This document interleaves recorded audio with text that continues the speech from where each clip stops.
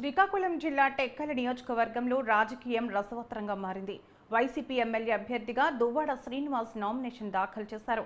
అయితే తాజాగా ఆయన స్వగ్రామమైన లింగాల వలసలో దువ్వాడ శ్రీనివాస్ సొంత బంధువైన మాజీ సర్పంచ్ దువ్వాడ సుజాత రవీంద్రనాథ్ టీడీపీలో చేరారు. తన అనుచరులతో పాటు 300 కుటుంబాలు వైసీపీని వీడి టీడీపీ తీర్థం పుచ్చుకున్నారు.